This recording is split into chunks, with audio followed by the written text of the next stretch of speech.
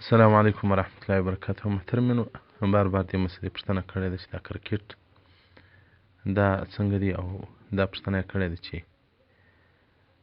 دا ځوانان پیسې سره جمع کړي، چاره خوا کامیابه سي، هغې ته بیا یو جایزه ورکول کېږي. دا د شریعت له نظره څخه څنګه ده؟ محترمه، په دې باندې موږ مخکې هم بحث کړی و چې کرکټ دا یو لوبه ده، بازي ده، دا یو مباح عمل دی او په څو شرطو باندې څه شرایط پکې هغه لازم وي، د هغو شرایطو پایبندي به وي. عورت به نه وي کلت، او داسې تنګ پتلونان او تنګ پرتوګان به نه وي کې اغوستل سوي چې هغه کې د انسان د بدن حجم معلومیږي، او دغه رنګه د لمانځه قضایي به نه وي پکښې، او د جومات قضایي به نه وي پکښې. او له بده مرغه چې اوس موږ دغه ځوانان وینو، ادمونه یې لڅ وي، فرض یې حتی ښکاره وي، ځکه د انسان عورت چې دی هغه د نارینه له ګونډو تر نامه پورې دغه منطقه عورت ده. او بعضې وینو چې د لمانځه پر وخت باندې جومات بلکل قضا وي، او حتی ډېر د وخت لمونځونه لا هم نه کوي. نو دغه عوارض چې ورلره ورسي بیا بلکل حرام ده، بیا ګناه کبیره ګرځي. او دا چې اوس کرکټ په اصل کې برطانیه وضع کړی ده، د کافرانو یو لوبه ده، د دې یو شعار ده. او دا چې اوس په د اسلامي ملکو کې کېږي، یا اسلامي ملکونه په دغه بلا او په دغه مصیبت په دې مرض باندې اخته سوله، دا د مسلمانانو د خپل دین او د خپل اسلام او د خپل ځان سره جفا ده. د مسلمان دپاره څو لوبې سته، هغه لکه آس غلول، اوښ ځغلول، او غشي ویشتل، او دغه رنګه په پښو باندې ځغاسته. دا د مسلمانانو دپاره د رسول الله صلی الله علیه وسلم مبارک او د صحابه کرامو څخه موږ ته میراث پاتې سوی ده. هغه به هم د جهاد په نیت باندې وي چې سړی دښمن ته ځان قوي کړي. خو له بده مرغه دغه لوبې چې اوس کېږي، دا د خواهشاتو پر بنیاد باندې هغه کېږي. د ملکو لوبې خلک بیا په خوشحاله زموږ ملک د پلانکي ملک څخه بازي وګټله، په دې باندې بیا په راحت خوشحالي ښکاره کوي. په هغه ګروندو په هغه ځایو کې ښځې ناستې وي، او ښځې ورځي په ټیویانو کې ښځې ورسره ښکاره کوي. داسې موږ پوره معلومات کړی ده، له خلکو هم پوښتنه کړې ده چې تاسې دا ټیویانو ته ګورئ، دغه لوبې ګورئ، په دې کې څه ډول خلک وي. دوی دا بیان راته کوي چې خلکو پتلونان اغوستي، او په دغه جمعواري او مجمع کې ښځې هم ناستې په ټیویانو کې ښکاره کوي. دا ډول لوبو ته به هغه یو عالم هېڅکله جواز نه کوي ور. او رابسو دې خبرې ته چې دلته دی په خپل مابینځ کې پیسې سره یږدي، وایي بیا که هر وګټلې د هغه طرف په دی. دا بلکل خمار او حرام کار دی، دا یو ګناه کبیره عمل ده.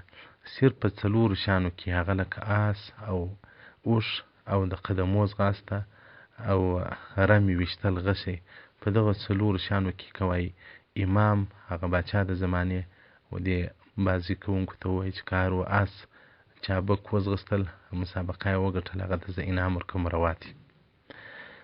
او یا دې یو له بله دا سره ووایي چې مثلا زید و بکر ته ووایي چې زه ورته آسان سره ځغلو، که ستا آس زما تر آس چابک سو، ستا آس که زما تر آس چابک سو، تا ته زه انعام در کوم، او که زما آس ستا پر آس باندې چابک سو، زه له تا شی نه غواړم. دغه صورت یې نو فقهاو جواز ورکړی ده. ګوره، زه و زید ته ووایم چې زه ورته آسان سره ځغلو، که ستا آس زما تر آس چابک سو، یعنې منډه او هغه بازي یې وګټله، زه تا ته انعام در کوم. او که زه تر تا له مخه سولم، ما مسابقه وګټله، زه له تا شی نه غواړم. دغه یو صورت نو جواز سته. دا هغه ټول شیان دي چې هغه د جهاد په نیت سره کېږي. دا حس او بعث پر جهاد باندې دي چې مسلمانان تیار سي. او دا چې اوس کرکټ کېږي او فوټبال کېږي، دا خو وضع یهودو نصواراو د دې لوبو کړې ده. په دې کې به د جهاد کومه ثمره راوځي؟ محترمینو، خدای په لحاظ لږ خپل سیارت ته وګورئ، لږ د رسول الله صلی الله علیه وسلم د صحابهو سیارت ته وګورئ، هغو څه کول، د هغو کوم مقصد و، موږ پر کومه باندې روان یو. نو محترمینو دغه کرکټ والا چې دغه ټیمونه دغه پیسې سره دي، دا بلکل حرام دی. محترمینو، رد المحتار جلد 5 صفحه 285، او دغه رنګه جلد 5 صفحه 1511 کتاب الحزر والاباحه کې دې ته مفصل بحث ورکړی ده. رد المحتار جلد 5 د مکتبه رشیدیه چاپ دی. او دغه رنګه موسوعة الفقهیه جلد 15 صفحه 80 دې ته مستقل بحث ورکړی ده. مباحث الجائزه پر دې باندې ډیر مفصل بحث ورکړی ده، باید هغه وکتل سي. خو د کرکټ متعلق به څه بحث سره شریک کم چې دا څه وخت کرکټ د چا لوبه او د چا لخوا څخه راشروع سوی دی. د دویم نړیوال جنګ نه وړاندې په سنه 1938 کې چې اوس 2015 ده د جرمني د کرکټ ملي لوبډله چې په ټوله اروپا کې لومړی او پیاوړې لوبډله وه، هیټلر چې کله د جرمني واک ترلاسه کړ، هغه مهال د جرمني او فرانسې ترمنځ د کرکټ لوبې پر سر سیالي روانه وه. هیټلر ته د لوبې د لیدو بلنه ورکړل شوه. هیټلر بلنه ومنله. د لوبې کتلو لپاره لوبغاړي ته ورغی. لوبه پیل شوه. لوبه په ښه جوش سره روانه وه تر دې چې ماښام شو. هیټلر چې له لیدو په تنګ شو، د ماښام وروسته لوبه د څه ځنډ لپاره وځنډېدله. د لوبډلې له مشره یې وپوښتل څوک بریالی شو. هغه ورته وویل چې جنابه لا خو لوبه پیل شوه او لوبه به لا روانه وي. د کامیابۍ او ناکامۍ پرېکړه به 4 ورځې وروسته کیږي. د هیټلر مخ د غوسې تک تور سو او په لوړ غږ سره یې وپوښتل دا څنګه لوبه ده چې کتونکي ټوله ورځ د کارونو وباسي، بیا سبا هم نه بل سبا هم نه بله ورځ بیا د دې هیله څلورمه ورځ به بیا د کامیابۍ او یا ناکامۍ نتیجه راوځي. بند کړي، ژر تر ژره دا خرافات بند کړي. هیټلر له لوبغاړي روان شو. په کرکټ باندې جرمني کې په هغه ورځ بندیز ولګېدی. بیا هغه ورځ شوه چې تر ننه بیا په جرمني کې د کرکټ لوبډله چا نه ده جوړه کړې. او د دوهم نړیوال جنګ پر مهال د امریکا ولسمشر روزویلټ هم د کرکټ لوبه د وخت ضایع کوونکې لوبې په بللو ورباندې بندیز ولګوه. دغه په وینا د کرکټ په شان لوبه د قوم د پرمختګ په وړاندې خنډ کیږي او باید ورباندې بندیز ولګول سي. د روزویلټ په اند باندې دا یو ډیره سسته او اوږده لوبه ده چې په خپلو کتونکو بده اغیزه کوي، خلک مصروفوي. د دې وجې که امریکا ترقي غواړي باید دغه ډول لوبو څخه ځان لرې وساتي. د هند نیمه وچې ته کرکټ لوبه له انګریزانو سره یو ځای راغله. هغوی د هند په اولو ښارونو کې لوبغاړي تعمیر کړل، غټ ډیمونه یې جوړ کړل. هغه د لوبو دپاره په هغو کې د هندوستان رانجګان او مهاراجاګان په کرکټ مصروف کړل. د هندوستان راجاګان او مهاراجاګان په کرکټ مصروف کړل.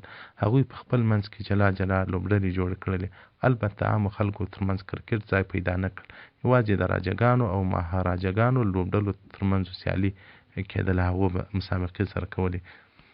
نور خلکو ورته ډېره پاملرنه نه کوله. د هند د نیمې وچې تر ویشل پورې چې هند لا نه ویشل سوی کرکټ لوبه په عامه توګه ډېره نه وه رواج سوې، چې د دې نه رواج کېدو څو وجوهات. یو دا چې کرکټ ډېر اوږده لوبه ده چې پکې 15-14 لوبغاړو ترڅنګ په سلګونو زرګونو کتونکي او نندارچیان هم اړ دي چې تر ساعتونو پورې په سخته ګرمي او په ډېر یخ کې کتلو ته کښېني. ولې د هند په ګرمه هوا کې وسپنه هم ویلې کېږي. له دې وجې هلته تر 9 میاشتې پورې دا لوبه کول ناشونې وه. دا یوازې هندوستان نه بلکې نږدې د ټولې درېیمې نړۍ لپاره کرکټ موزون لوبه نه وه، مناسب لوبه نه وه. په ځینې هېوادو کې موسم ورته مناسب و، په ځینو کې اقتصادي ستونزې په وړاندې خنډولې. د دې په نسبت نورې لوبې لکه فوټبال، ولیبال دا ډېر شهرت درلودی، خو کرکټ نه و دومره مشهور. اوس پوښتنه دا پیدا کېږي چې کرکټ څنګه دومره ناڅاپه او ژر د نړیوالې لوبې مقام ترلاسه کړو او څنګه هند د نیمې وچې د هېوادونو ملي لوبډله وګرځېده. د دې تر شا د نړیوالو کمپنیانو لاس شته. دویم نړیوال جنګ وروسته نړۍ د نړیوالو کمپنیو لاسو ته ولوېده. هغوی د ټولې نړۍ ژبه، ثقافت او د ژوند طرز ته تغیر ورکړ. د هغوی په خوښه کرکټ د نړۍ یوازینۍ لوبه وګرځېده چې پکې زیاتره اعلانات خپریږي.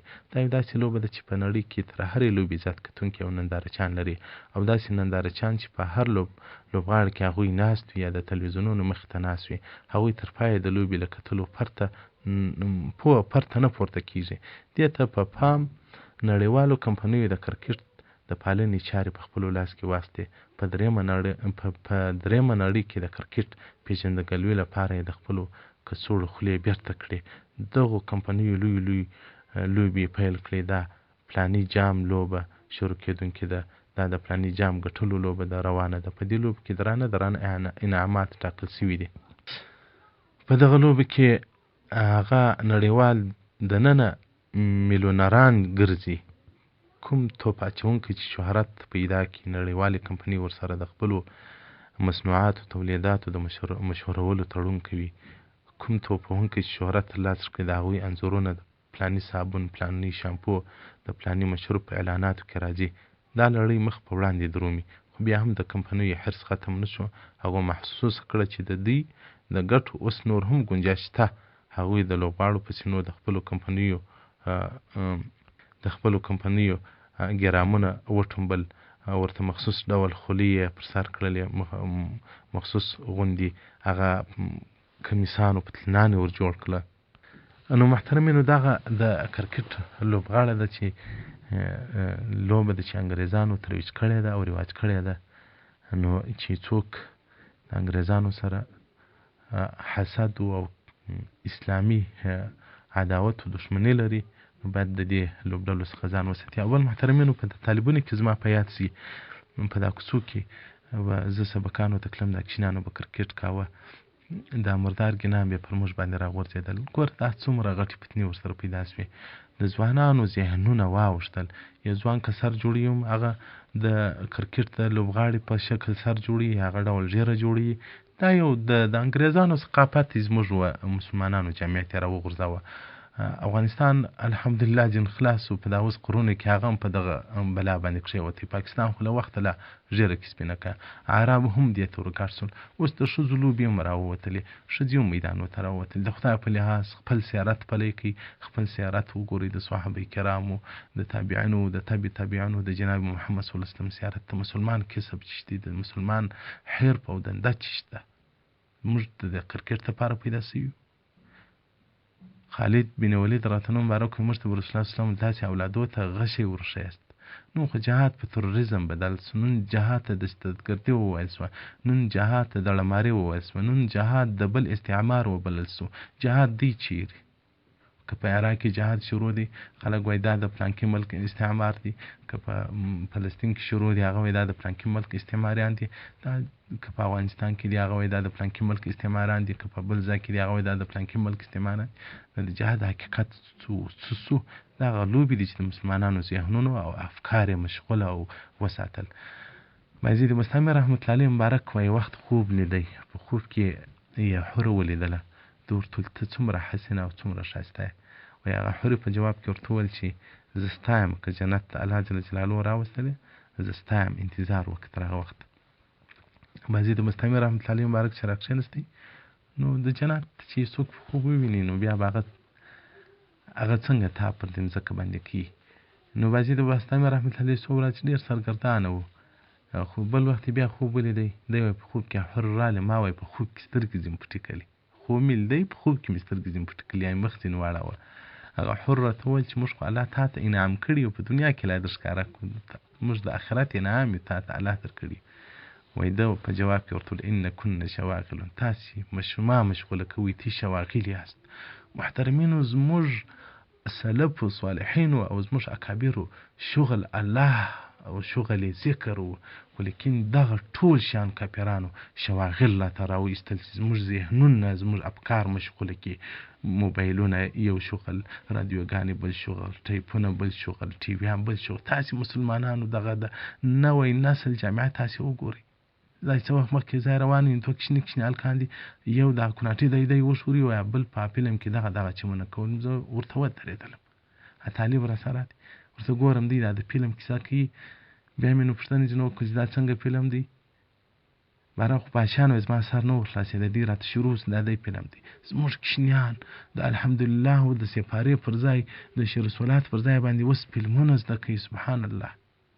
یو وخت دوکان ته ورغلم، دغه ساړه شان مې د ایسکریم و شیره خو دغه مې خوړل. نو هغه ټي وي چالان دی، هلته په کونج کې کښېنستلمه، دوکاندار ته مال که ټي وي بندوې نو کښېنم که نه ځم. هغه ټي وي بند کړ.